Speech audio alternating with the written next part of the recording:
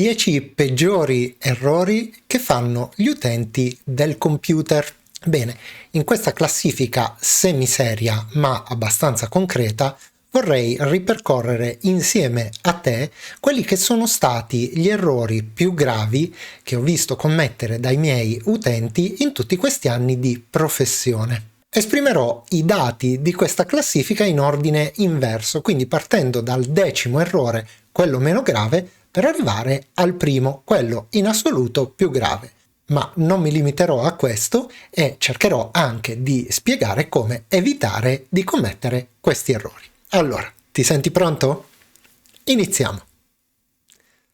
L'errore che si trova al 10° posto della nostra classifica e con cui partiamo è un errore che in realtà avrebbe potuto meritare anche il primo posto, se non fosse che è ovviamente commesso con estrema rarità. Di cosa sto parlando? Sto parlando di quegli utenti, rarissimi per fortuna, che spengono il computer direttamente dalla ciabatta elettrica. Cosa vuol dire? Vuol dire che ci sono utenti che, anziché effettuare l'arresto del sistema in maniera regolare, spengono direttamente la ciabatta togliendo corrente appunto all'intero sistema. Naturalmente questa è una procedura sbagliata e sono certo che tu non spegni il computer in questo modo, però ho visto, a dire il vero, qualche persona anziana commettere questo errore. Allora, a loro beneficio andiamo a mostrare molto rapidamente come va spento correttamente il computer. Quando vogliamo spegnere correttamente il PC, la giusta procedura è quella di fare clic sul tasto Start e quindi successivamente su questo pulsantino che dice arresta e scegliere successivamente l'arresto del sistema facendoci clic. Una volta ogni tanto, questo lo ricordo a beneficio di tutti, è bene riavviare il sistema. Questo serve a resettare il kernel, come ho spiegato in un video precedente, che diversamente continua, se noi facciamo solo lo spegnimento del computer, ad accumulare errori qualora abbiamo attiva sul computer l'opzione di avvio rapido. L'errore che si trova al 9° posto della nostra classifica è quello che consiste nel utilizzare pendrive come questi o questi che ci vengono dati da degli sconosciuti. Vale il discorso delle caramelle, non si accettano pendrive dagli sconosciuti. Se ben ricordi, negli anni 90 il modo classico per infettare un computer era lo scambio di floppy disk infetti. Successivamente è stata la volta dei CD, poi quella dei DVD e adesso siamo nell'era dei pendrive. È molto facile infatti per un malintenzionato creare dei pendrive con dei malware fatti appositamente che spesso non vengono neanche rilevati dagli antivirus e che sono in grado di installare sul tuo computer un cosiddetto RAT. RAT significa non topo ma Remote Access Tool, cioè sistema di accesso remoto. Tramite un pendrive infetto, un malintenzionato può prendere da remoto il controllo completo del nostro computer come se ci fosse seduto davanti senza che noi ci accorgiamo di niente. Tutto questo senza considerare un altro genere di pericolo, costituito dalle cosiddette USB killer. Gli USB killer sono dei pendrive particolari con all'interno un circuito creato appositamente per distruggere completamente all'istante un computer su cui vengano inseriti. Quindi mi raccomando, presta particolare attenzione ai pendrive. Ho visto fin troppi clienti vittime di scherzi di questo genere. All'8° posto troviamo un altro errore molto insidioso che ci coinvolge tutti questa volta. In che cosa consiste? Consiste nella cosiddetta sindrome di Windows. Cosa significa sindrome di Windows? La sindrome di Windows è quella per cui gli utenti, quando installano qualche software, sono portati a cliccare sempre il tasto avanti fino ad arrivare alla fine senza controllare quelli che sono i potenziali pericoli di un'applicazione. Andiamo a fare un esempio pratico. Quello che vedi qui è un file di Adobe, quindi un file che potenzialmente non dovrebbe presentare rischi. Ma andiamo a vedere insieme cosa succede nel momento in cui effettuiamo l'installazione di un qualsiasi programma. Apriamo il programma e gli consentiamo di apportare modifiche al sistema, il che, come sempre ti ho fatto vedere, va benissimo purché si tratti di programmi di cui noi conosciamo la provenienza. Accetteremo sempre le condizioni di licenza e questo per forza di cose va fatto, altrimenti non riusciremo mai ad installare i programmi. Poi ci saranno alcune opzioni, ci chiederà se vogliamo installare qualcosa oppure se non la vogliamo. E queste scelte naturalmente variano in base a quello che noi intendiamo fare. Ci verrà successivamente chiesto dove vogliamo installare il programma sul nostro disco rigido e solitamente qui la scelta di default va più che bene. Cliccheremo quindi su Installa. Come vedi va avanti l'installazione del programma, termina, ma attenzione! Saremo portati a questo punto a cliccare Accetto. E ci troveremo, in questo caso ho scelto un file ovviamente poco dannoso, ci troveremo, qualora cliccassimo su accetto, il pacchetto Norton, quindi un antivirus che noi magari non desideriamo avere installato sul nostro PC, con innanzitutto il problema che se hai già un antivirus installato sul tuo computer, ne avrai un altro che lo appesantirà molto e lo renderà più lento. Ma soprattutto nel caso invece di software fraudolenti ci troveremo installato un qualche programma che potrebbe andare anche a compromettere la sicurezza del nostro computer. Quindi mi raccomando, leggi sempre bene il contenuto delle finestre quando effettui l'installazione di un software, soprattutto se non lo conosci.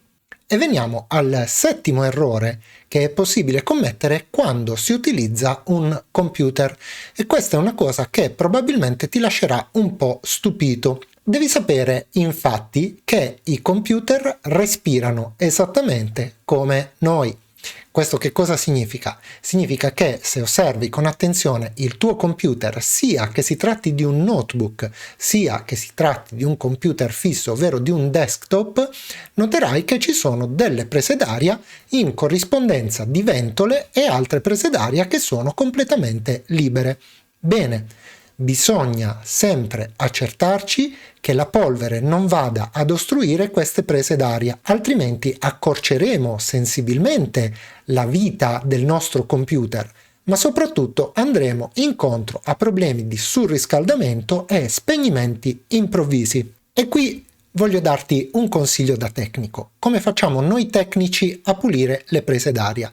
Innanzitutto ti dico che non è necessario assolutamente smontare o aprire il computer. Tutto quello che devi fare è procurarti un aspiratore adatto, te ne lascio qualcuno in descrizione, ed utilizzarlo in corrispondenza delle fessure che ci sono sul computer. Naturalmente potrai utilizzarlo anche per pulire la tastiera se vorrai, che spesso si riempie di briciole e di polvere. Ma soprattutto quello che ti consiglio di fare è di aspirare la polvere in corrispondenza di tutte le fessure che si trovano sullo chassis del computer. E dico aspirare, attenzione, perché ho visto molti clienti soffiare la polvere con l'unico risultato di spingerla ancora più dentro e di favorirne l'accumulo. Quindi mi raccomando, ricorda sempre di aspirare la polvere sul tuo computer. Al sesto posto troviamo un errore che viene commesso da tanti utenti e che è veramente grave. Sto parlando del fatto di utilizzare la stessa password per tutti quanti i siti. Come ho detto precedentemente, questo è molto grave, l'abbiamo visto perché basta rubarla su un sito, e abbiamo visto che succede, per essere vulnerabili a centinaia di attacchi. Ma come si fa a ricordare una password diversa per ognuno dei diversi siti su cui siamo iscritti? Bene, l'importante è avere un metodo. Non importa quale sia questo metodo, l'importante è che ci sia una parte fissa e una parte variabile. Nella parte fissa puoi scrivere quello che vuoi. Nella parte variabile, tanto per fare un esempio, potresti mettere le prime 3 lettere del sito. Quindi usare la tua password seguita ad esempio da F maiuscola a C nel caso di Facebook, oppure da G maiuscola M A nel caso di Gmail e così via. Purtroppo, anche se vorrei dirti che il problema si ferma qui, non è così. Non è così perché un'altra cosa fondamentale è attivare l'autenticazione a 2 fattori ovunque sia possibile. Che cos'è l'autenticazione a 2 fattori? Andiamo a vederlo insieme. Useremo come esempio l'account Google, su cui andremo ad attivare l'autenticazione a 2 fattori. Cos'è l'autenticazione a 2 fattori? È quella che ci consente di ricevere un avviso sul nostro telefono, sul nostro dispositivo, nel momento in cui viene effettuato l'accesso ad un nostro account da un altro dispositivo. Come si attiva l'autenticazione a 2 fattori? Innanzitutto, per quanto riguarda Gmail, dovremo andare a cliccare sul nostro account e quindi successivamente su Gestisci il tuo account Google. Ci si aprirà questa pagina. Qui andremo a cliccare su Sicurezza e scenderemo fino a dove c'è la possibilità di attivare la cosiddetta verifica in 2 passaggi, che è un altro nome della autenticazione a 2 fattori. Clicchiamo su Inizia e ci verrà mostrata una lista, un elenco dei nostri dispositivi.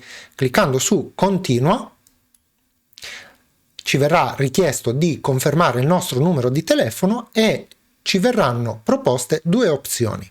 Una di ricevere un codice tramite SMS per l'attivazione e un'altra di ricevere una telefonata in cui ci verranno dettati dei numeri che sono l'equivalente di quello che riceveremo via SMS. Cliccando su Invia sul nostro dispositivo arriverà un codice. Lo inseriremo. Cliccheremo su Avanti e quindi su Attiva per attivare l'autenticazione a 2 fattori. Quello che io ti raccomando di fare è attivare l'autenticazione a 2 fattori su tutti i tuoi account sensibili, posta, banca e quant'altro. Al 5° posto della nostra classifica troviamo un altro errore davvero molto importante, che consiste nel non effettuare gli aggiornamenti di Windows o ancora peggio continuare ad utilizzare sistemi operativi seppur ottimi come Windows 7 che non possono più ricevere aggiornamenti perché sono stati dismessi da Microsoft. Perché sono così importanti gli aggiornamenti? Innanzitutto bisogna distinguere 2 tipi di aggiornamenti, quelli necessari e quelli facoltativi. Quelli necessari solitamente riguardano la stabilità del sistema e soprattutto la sua sicurezza. Il fatto che un sistema, anche magari stabile come Windows 7, non riceva più gli aggiornamenti di sicurezza significa che necessariamente questo sistema è esposto a rischi nel momento in cui, ed è già successo in passato e sta succedendo tuttora, vengono identificati dei cosiddetti exploit, cioè dei sistemi per attaccare questo sistema operativo, con compromissione di account, furto di dati e così via. Ma come si fa ad attivare gli aggiornamenti di Windows sui sistemi che sono tuttora supportati come Windows 8, Windows 10 e Windows 11 e soprattutto come si fa a controllare se siamo al passo con gli aggiornamenti? Andiamo a vederlo. Quando ci troviamo nel nostro Windows, poco importa se sia Windows 8, Windows 10 o Windows 11, quello che dobbiamo fare è cliccare sull'icona di ricerca e scrivere la parola Update. A questo punto vedremo che tra i vari risultati che ci vengono proposti c'è anche la voce Impostazioni di Windows Update. Ci cliccheremo su e ci verrà mostrata la situazione. L'importante è che tu abbia il badge verde, che vuol dire che il tuo computer è aggiornato. Ti verranno probabilmente anche proposti degli aggiornamenti opzionali, ma quella sarà una tua scelta se installarli o meno. Al quarto posto della nostra classifica troviamo un tema davvero molto caldo, che è quello dell'apertura incauta degli allegati email. Non sto dicendo che non devi mai aprire nessun allegato di posta, ma innanzitutto devi essere ben conscio del fatto che la posta elettronica è un altro strumento che viene utilizzato come veicolo di virus, con il quale spesso si tenta di infettare i nostri sistemi con dei malware particolari che si chiamano ransomware, che sono quelli che una volta lanciati o eseguiti incautamente crittografano tutti quanti i file del nostro computer e ci viene richiesto un riscatto per poterli riottenere. Quindi il mio consiglio è naturalmente un invito alla prudenza prima di aprire qualsiasi allegato, soprattutto quelli che provengono da mittenti che non sono da te conosciuti. Può avvenire inoltre che ci siano dei tentativi fraudolenti, per esempio facendo leva sulla curiosità. Potrebbe arrivarti un messaggio dall'aspetto piuttosto succoso che però sai essere indirizzato a un altro e magari potresti pensare che sia arrivato a te per errore, magari con un oggetto tipo foto vacanze e un bel file zip. Molti sarebbero tentati di aprire questo file, lo capisco, però questi sono proprio i metodi che vengono utilizzati per frodarci, per farci arrivare questo tipo di messaggi fraudolenti e andare incontro a tutti i rischi di cui ti ho appena parlato. E siamo arrivati al podio. Al terzo posto, infatti, troviamo un qualcosa che forse non ti aspetti, ma che i miei clienti sanno molto bene che consiglio a tutti quanti. Il terzo errore che non va mai fatto è quello di utilizzare un computer, soprattutto se è un computer fisso, quindi un desktop, senza essere dotati di un gruppo di continuità. Che cos'è un gruppo di continuità e perché è importantissimo, fondamentale averlo? Un gruppo di continuità è un dispositivo che serve a proteggere il nostro computer e le nostre periferiche dagli sbalzi di tensione. È assurdo proteggere il nostro computer in tanti modi, con l'antivirus, con gli aggiornamenti e quant'altro, e poi essere gabbati dal primo fulmine che ci cade vicino. Un gruppo di continuità non ha un costo particolarmente elevato, ti lascio alcuni modelli in descrizione che vanno bene per diverse configurazioni e mi raccomando, proteggi il tuo computer dagli sbalzi di tensione. Basta un attimo per perdere tutto. E siamo arrivati al secondo posto, che ti ricordo è il secondo errore più grave in assoluto che può commettere il proprietario di un personal computer. Ebbene, uno degli errori più gravi in assoluto che possiamo commettere è quello di non avere un antivirus sul nostro computer. Proprio qualche giorno fa ho fatto un video in cui faccio una disamina dei vari sistemi antivirus con dei consigli. Te lo linko qui in alto in modo che tu possa guardarlo se non lo hai ancora fatto. Non importa se sceglierai di seguire o meno i miei consigli, l'importante è che tu ti doti di un antivirus, perché è la linea di difesa fondamentale che protegge il nostro computer. Ed è arrivato il momento di scoprire qual è, a mio avviso, naturalmente l'errore più grave che possa essere commesso dal proprietario di un PC. Probabilmente l'avrai già capito. È quello di non avere un backup. Che cos'è un backup? Il backup è una copia di salvataggio dei propri dati. Questa copia deve essere fatta su un dispositivo esterno, quindi su un qualcosa che non si trova fisicamente dentro il nostro computer. Questo può essere un disco esterno oppure un pendrive, purché di dimensioni adeguate. Esistono dei software gratuiti che possono essere utilizzati per fare questo backup, oppure puoi decidere di procedere manualmente, semplicemente copiando tutti i file che non vuoi perdere ed incollandoli su questo disco esterno. La cosa fondamentale è che una volta finita la copia, questo disco venga staccato dal tuo computer e riposto in un posto sicuro fino al successivo backup. Il backup non è l'unico strumento che ci consente di avere una copia di salvataggio dei nostri dati. Un altro strumento che ha particolare rilevanza in questo senso è il cloud, che può rivelarsi molto interessante, ma è un discorso che vorrei affrontare adeguatamente in uno dei prossimi video.